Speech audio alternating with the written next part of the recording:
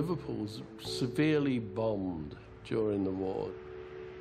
Lots of the city was blown apart by the German strikes. It was a very black and white place. There was not a lot of colour in life then, you know. Clothes were dull and grey and boring. The only colour you really got was seeing those American films at the cinema, you know, the musicals or the cartoons. We used to go to the one in Penny Lane, record shop up in Penny Lane. It was down the road from Paul's house and down the road from John's house. In the early 1960s, the NEM store in Liverpool opened a department to cater for a new, booming age group, teenagers. The store's record racks and booths for listening to pop music records were all the rage. Johnny is a joker, he's a bird, a very funny joker, he's a bird. Everybody went to NEMS for their records because they had listening booths. You could ask the staff if they would play what was called an LP or a single. Then you bought it if you liked it, but sometimes we didn't have any money. We would just go in and listen to records. Through the tracks imported from across the Atlantic, teenagers constructed their own mythology, culture and identity. Through rock music, they broke free from a still very conservative society. John and Paul would be writing down the words to the songs as quickly and as best they could for the American records, like Little Richard, Buddy Holly, rock and roll stuff. The record department at NEMS was Brian Epstein's exclusive domain. Brian Epstein was a manager. His father owned a record shop, well, 2 record shops in the city, and Brian Epstein managed the largest of the 2. And it was the biggest record shop in the north of England. Brian was gay, closeted gay, because that was the way it was at the time, when homosexuality was barely legal. I mean, in England, men were getting arrested until the early 1960s anyway, if they were found together. Within this rigid context, the young 27-year-old from a Liverpudlian Jewish family was dreaming of an artistic career. He was searching for his destiny. 350 amateur groups shared the local scene in Liverpool. Brian Epstein realises an opportunity is up for grabs. It's noon on the 9th of November 1961 when Brian Epstein takes up his place at the back of the vaulted, smoke-filled basement of the Cavern Club. On stage, 4 young lads, barely aged 20, are playing Chuck Berry and Elvis Presley covers. They already possess a very distinct energy and style. They're called the Beatles. It's very hard to describe. I'm a 17-year-old girl, so I've got 3 good-looking guys in the front, you know, that attract you. They were all in leather, which was different to any other group I'd see. For Brian Epstein, it is also a revelation. This was quite a new world, really, for me. I was amazed by this sort of dark, smoky, dank atmosphere, this beat music playing away. Something tremendous came over, and I was immediately struck by their music, their beat, and their sense of humour, actually, on stage. And even afterwards, when I met them, I was struck again by their personal charm. Brian Epstein offers to become the Beatles' manager. His first initiative is to swap their leather jackets for suits and ties, and to send them to the hairdressers. By imposing this new image on them, he removes all outward signs of their working-class origins, making them acceptable to British society as a whole. The Beatles were very working-class boys. All 4 of them came from poor homes. I think John was the only one who came from a private house. The other 3 came from council houses. Their music was raw because of that. So it suited Brian Epstein to turn them into young gents. They went to smoke on stage, they were to be on time, they had to bow to the audience. He cleaned them up. But Epstein's task proves to be harder than expected. Brian Epstein was very different from anyone else in the music business. He had no previous experience.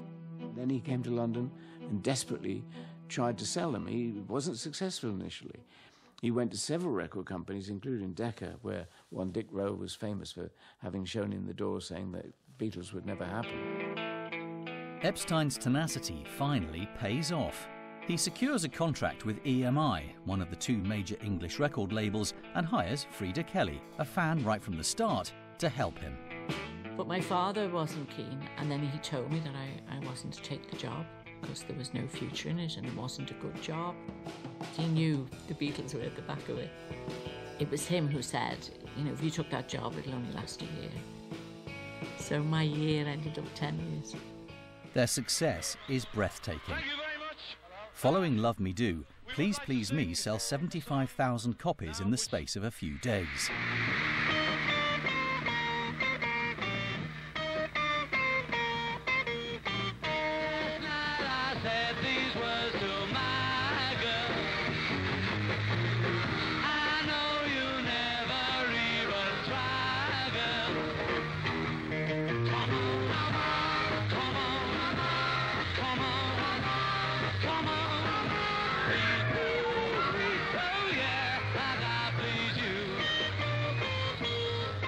The Beatles monopolised the #1 spot in the charts 12 times. The national press goes into overdrive. 2 gold discs, George. Love you. Well, there we are. I want to hold your hand. 2 gold discs for the Beatles, and for you, John, Paul, Ringo and George, the Beatles! At the time, a new media is undergoing an explosion: television. And for the Beatles, television provides the opportunity to leave the smoke-filled stages of Liverpool and to become guests in homes across Britain.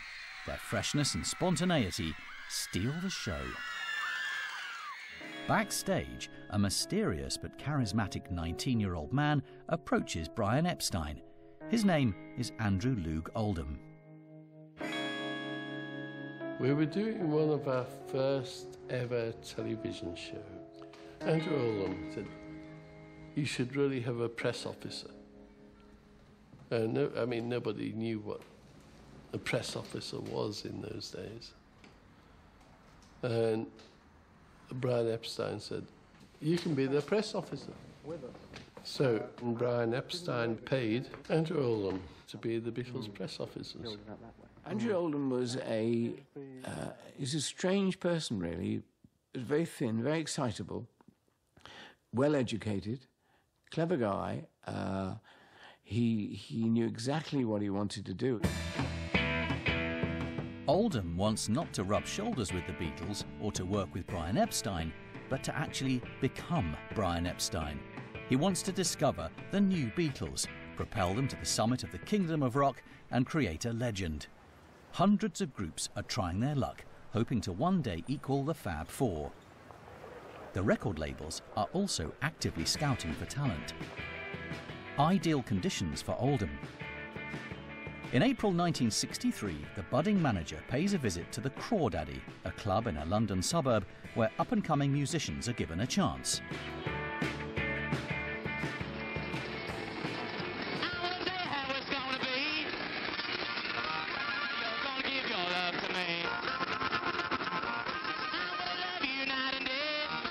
Oldham finds his treasure, the Rolling Stones. And there were the Stones playing, and on no stage, no lights, just playing, and very exciting. A raw kind of sound. Nobody had heard anything like it, really.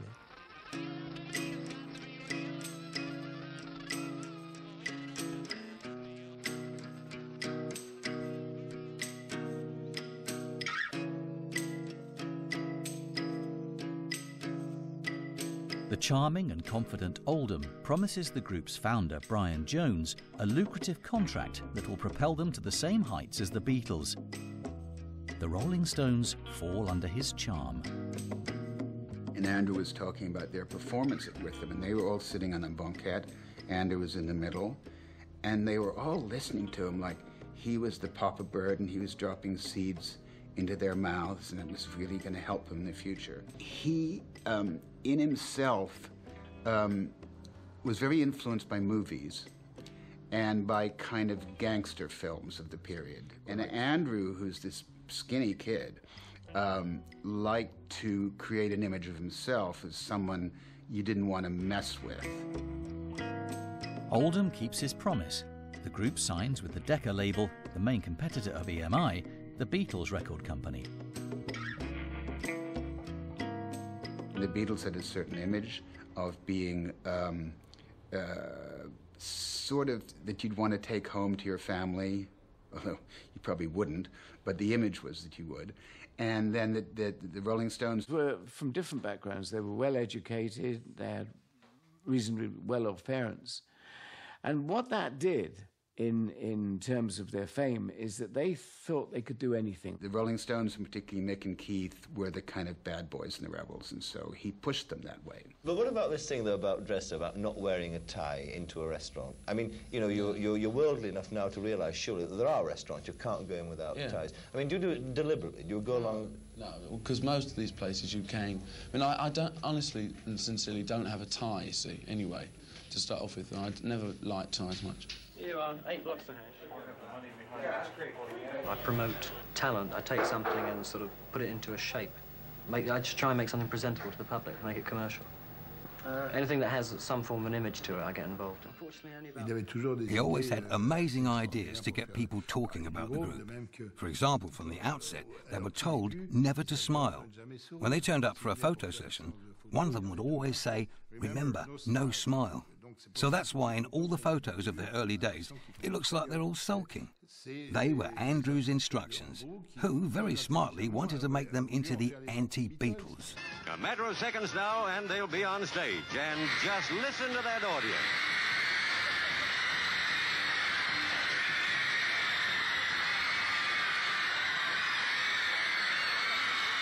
See, the joint was rocking, going round and round.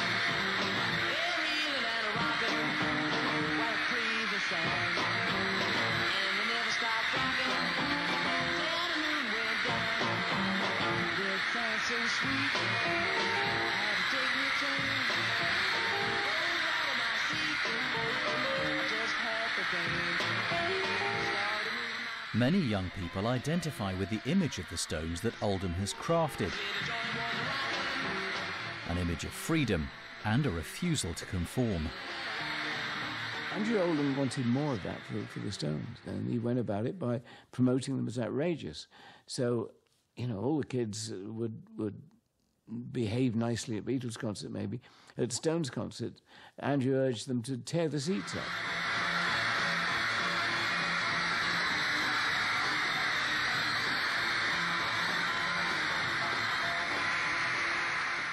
Rolling Stones concerts turn into brawls. In Blackpool, seats are ripped out, chandeliers are smashed, and the piano is turned upside down.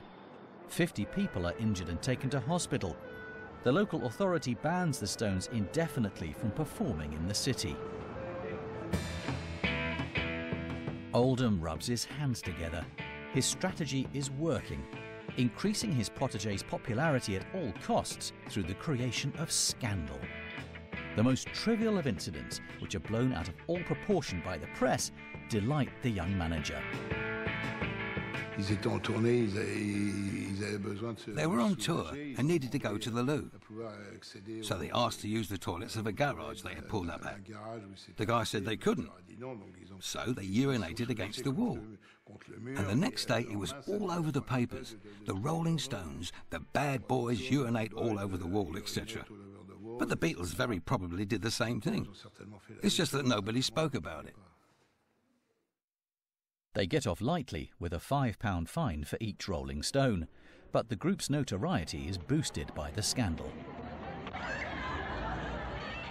Pre-sales of their album reach 100,000 copies. For the first time, they dethrone the Beatles.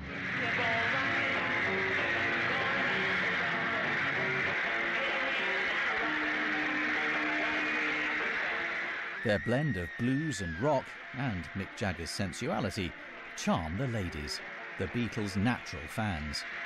How long have you been queuing for? 2 days. 2 days. How old are you? 13. What do your parents say about you being out all night? I think it's ridiculous. Why do you come to see the Rolling Stones? I like their music, and I like them. But the Beatles are still a step ahead. They have their sights set across the Channel and are preparing to conquer Europe.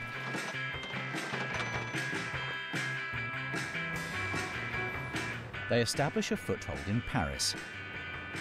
During the winter of 1964, Les Beatles give 41 concerts there in under 3 weeks. On January the 16th, the Beatles play at the legendary Olympia venue.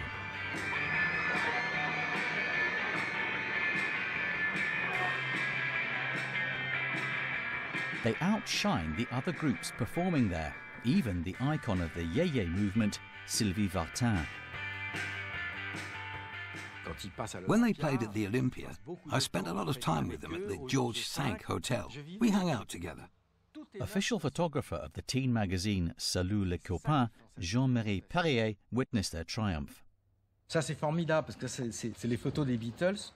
These are amazing because they are the photos of the Beatles at the George V during a moment of boredom. I remember the time I was doing a poster with Johnny Halliday. I was in the studio and George called me. He said they were bored and out of their minds and would I have some music? Amazing, isn't it? I said, yes, okay. I went home, picked up a record player and some blues singles and took them over to them. You should have seen how pleased it made those 4 guys. They were revolutionising the planet with their music. They didn't even have a sound system in their room. It was brilliant. They were ecstatic because I just brought them music. Ringo was sulking because there were a lot of Rolling Stones records in the pile. 6 months later, the Stones embark upon their own conquest of the French market. Shortly after he was hired by the record label Decca, Dominic Lamblin was given the job of chaperoning the Rolling Stones. The skinny guy on the left is me. It was my first photo with the Rolling Stones in October '64. I remember when Madame Derrière, who was the owner of Decca at the time, called me into her office to say, Dominic, the Rolling Stones are coming. I want you to look after them. Here's your pass for the Olympia, and here's 500 francs for the expenses. I was over the moon. I'd have paid to do the job, and yet I was getting paid. It was so fantastic. So that's how I started working for the Stones. The Olympia was bursting at the seams. It was totally sold out. They were a major group. The Beatles were already well established, but the Rolling Stones was the new group everybody was talking about. Est-ce que vous êtes des gens sérieux? Oui, très sérieux. Et pourquoi? Pourquoi vous êtes sérieux? Pourquoi vous pensez que vous êtes sérieux? What did you say?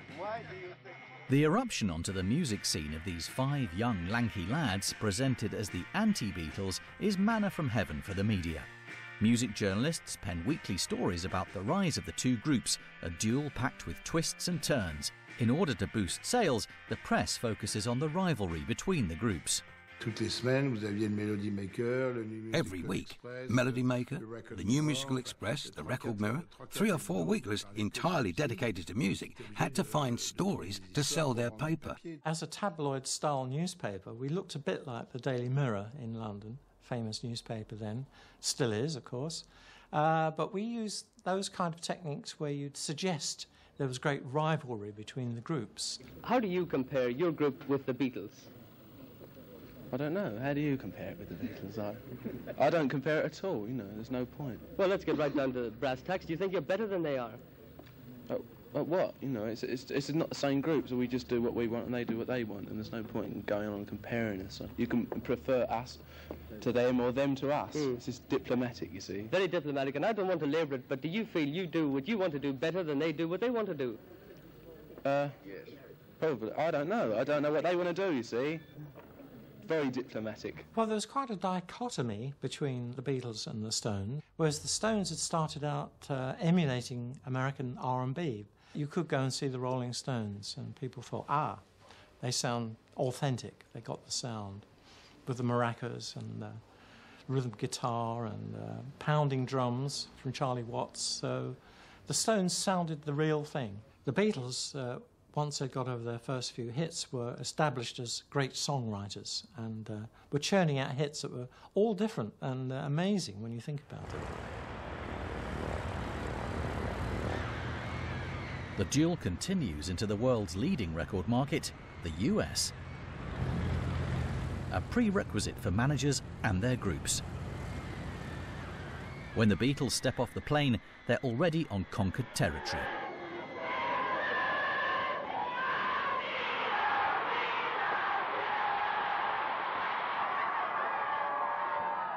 Brian Epstein has carefully prepared their first American tour, with 2 concerts at the most prestigious venues in New York and Washington, and 3 television appearances preceded by an impressive $15,000 advertising campaign.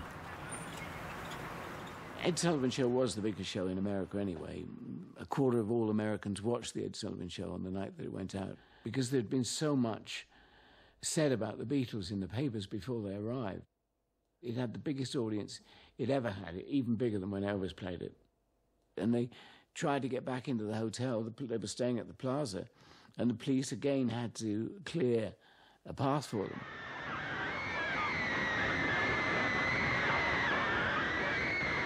New York City cops are hard-pressed for taking the Beatles at their hotel.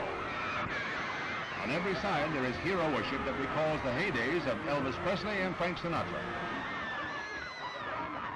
We were up in their suite at the Plaza, and they're looking out the window. One of them said, "I suppose this is the way it is every time Elvis comes to town."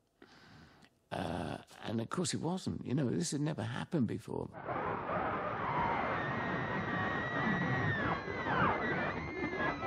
They screamed all night. You know, I think we were up on the 13th floor, but you could still hear it throughout the night, the screaming.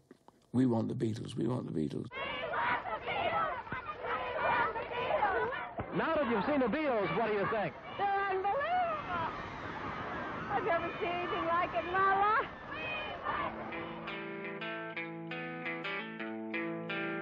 life. With their US tour, the Beatles conquer the world.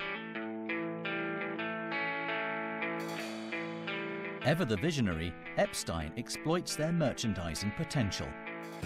Over 150 products, including T-shirts, badges, stickers and mirrors, feature the wholesome smile of the young Liverpudlians.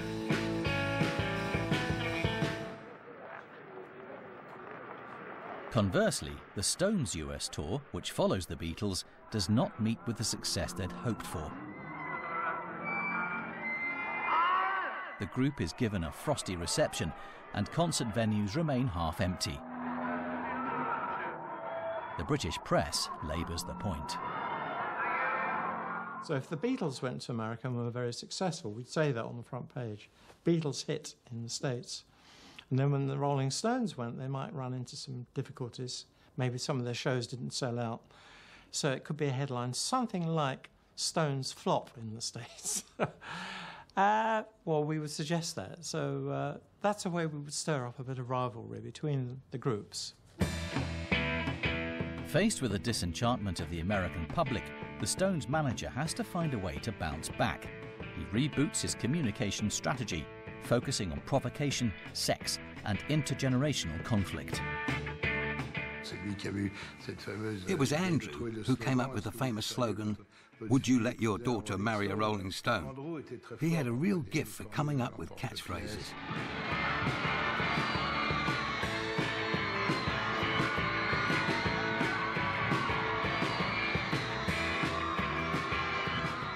Do you feel any responsibility? Does it worry you where it's going, the trend, the girls who scream in the audience, the worship of anything that the Rolling Stones do? I can't work out, are you holding us responsible for those young girls? I'm holding you responsible, not you personally. I hope not, you know. I'm holding the generation you represent, the new trend. For instance, do you think that people like the people you manage should give back a great deal of what they get? I don't see the link.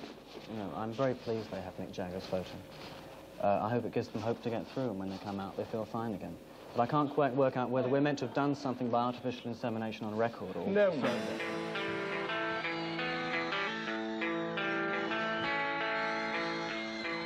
While the Stones stir up the pack, the Beatles, encouraged by Epstein, refine their image of the ideal son-in-law. Paul McCartney, last of the Beatles to get married, poses with his bride, Linda Eastman, and Heather, her 6-year-old daughter.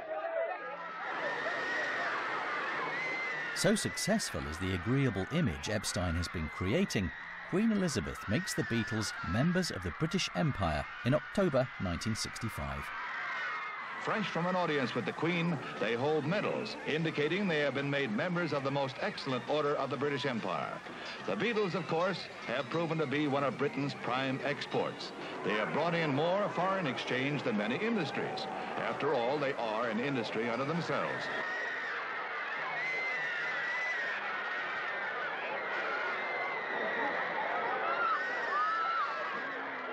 But as the Beatles prepare to definitively outstrip the Stones, Satisfaction, released in 1965, steals the show and revives the duel. The song becomes the worldwide soundtrack of a generation.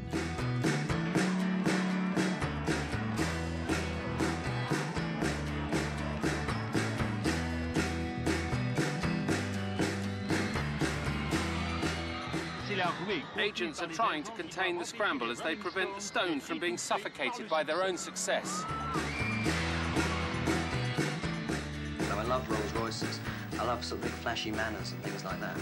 You know, I'd sort of love to have big dogs and go shooting and have yachts and things like that. If that's decadent, then I'm decadent. The Beatles' hits Ticket to Ride, 8 Days a Week and I Feel Fine, which had once topped the charts, are now outmoded.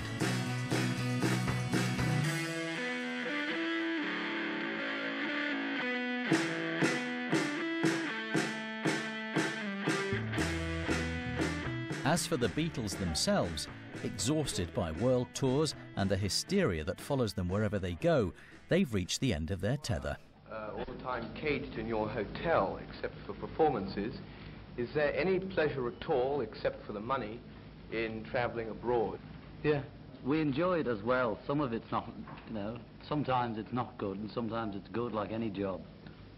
And when we go away anyway, the main reason for going away is just so that other people can see us at the concert, so it doesn't really matter if we don't have a good time, because it's for the other people anyway. We're not on holiday. We don't expect to see any sights or have any fun, and if we get fun as well while we happen to be touring, well then it's okay, you know.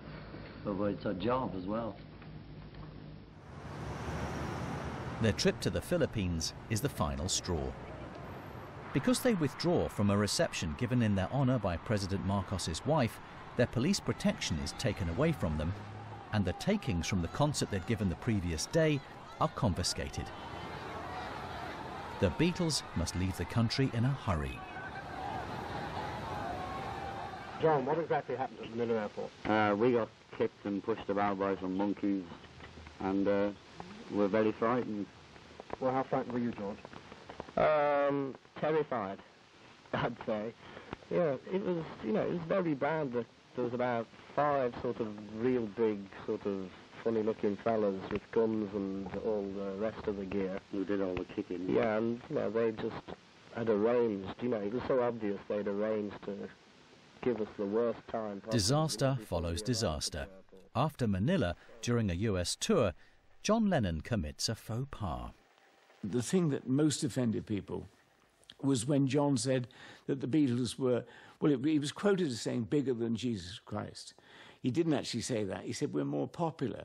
And what he actually meant was that because of television and recordings, they could reach more people around the world.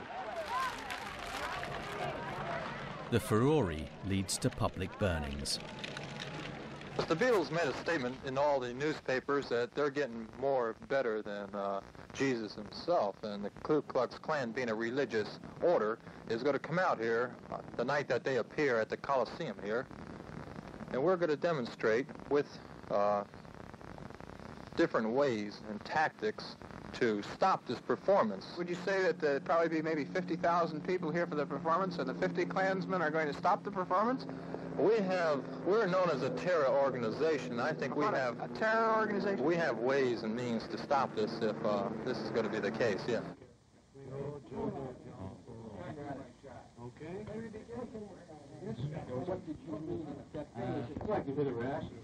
Well, I suppose the things I said are accurate, were out of context, you know. And, put them in context. well, I can't. It was a long time ago, but I just didn't mean what everybody thinks I meant, you know. I'm not anti-Christ or anti-religion or anti-God, you know. I'm not saying that we're better or greater or comparing us with Jesus Christ as a person or God as a thing or whatever it is. You know, I just said what I said and it was wrong or was taken wrong, and now it's all this. He was offended that people were offended. And when he was told that Brian Epstein might have to cancel the 1966 tour of America because people in the Bible Belt were threatening to kill him, you know, if the Beatles went there, he realized that he had to bite his lip. And Brian Epstein used a very famous phrase on him. He said, "John, practice leaving things unsaid." The signs are that the row about John Lennon's remarks about Christianity is dying down. It's true that in Chicago and Detroit and Cleveland, a lot of seats were left unsold. Well, how many Beatles records were you selling before this row started? Oh, quite a few. And since? They've dropped off considerably. The quote which John Lennon made to a London columnist more than 3 months ago has been quoted and represented entirely out of context. And in these circumstances, John is deeply concerned and regrets that people with certain religious beliefs should have been offended in any way whatsoever. Worn out by months of controversy, the Beatles put an end to concerts and tours once and for all.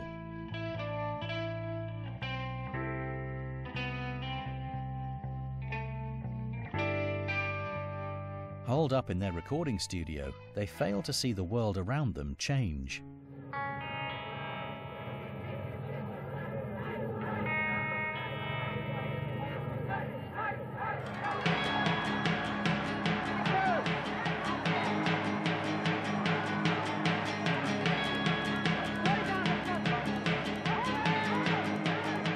Although the Beatles had deeply influenced young people and had encouraged them to break free, the same young people, attracted by different forms of protest, now begin to elude them. The US is embroiled in the Vietnam War. Perceived as unjust and imperialist, the war ignites student campuses worldwide.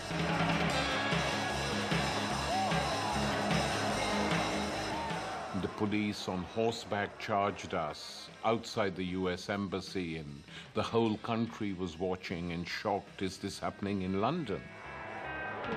A student of Pakistani origin, Tariq Ali becomes the leader of the anti-war movement in Great Britain. In 68 and 69 particularly, the band that was the most radical, in many ways, both in terms of the music they produced and the songs they wrote, but also in the activities, were the Rolling Stones. It was not the Beatles. Mick Jagger, I remember, marching on our demonstrations against the Vietnam War.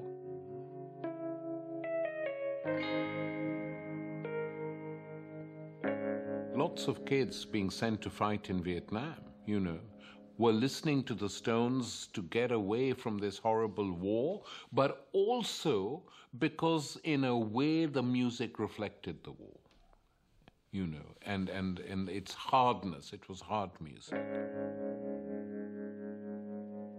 John Lennon later told me, he said, you can imagine, me and some of the others wanted to come on the marches, but Brian Epstein, our manager, said, if you go on these anti-American marches, we might never get permission to go into the United States, and we will lose a lot of money. And Lenin said to me years later, I've always regretted that we listened to him.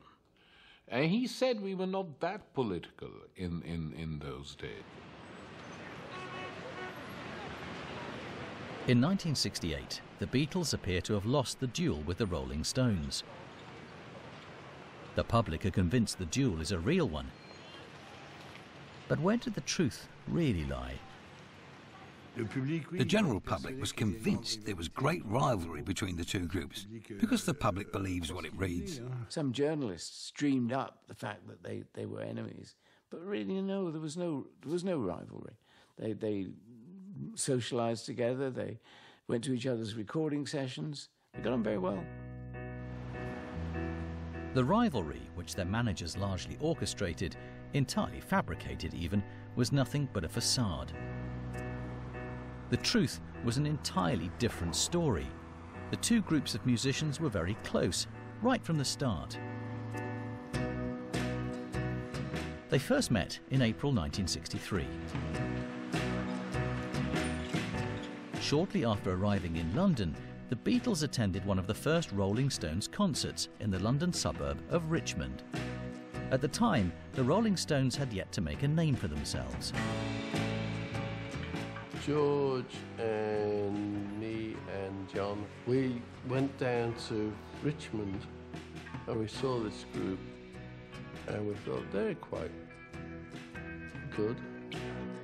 Blown away by the energy of the Stones' performance, the Beatles went backstage to congratulate them. They immediately hit it off and ended up spending the evening together. A friendship was born. But for the public and for the media, their friendship remained backstage. And of course they were good friends. It was swinging London, it's true really. There really was a big social scene with pop music at the helm, so to speak. And they all went to the same nightclubs. So it was a big social network. And of course they all talked to each other and discussed plans and ideas for music, and they all really would like to have worked together more closely. I'm not sure if it was George Harrison or Paul McCartney who said to Dick Rowe, the A&R manager at Decca, "There's a great group in London called the Rolling Stones. You should sign them." And Dick Rowe, who felt rather ashamed, mortified even, to have missed the Beatles, didn't miss the Rolling Stones. Once, when the Stones were seeking inspiration, Lennon and McCartney, having penned "I Wanna Be Your Man" on the corner of a table, supplied the Stones with their first British chart success. Andrew Oldham had found them coming out of a lunch, which they'd been honoured, both a bit drunk, brought them back to where the Stones were trying to write, and they weren't coming up with anything, and they worked on this old songs. And so, John and Paul left. Well, they went away for about 10 minutes and came back with the missing part of "I Wanna Be Your Man." And they gave it to the Stones, who made a much more rock version of it, a much harder version than the Beatles version. The bond that was forged between the Stones and the Beatles in 1963 was never broken. When one group was in difficulty, the other was quick to extend a brotherly hand.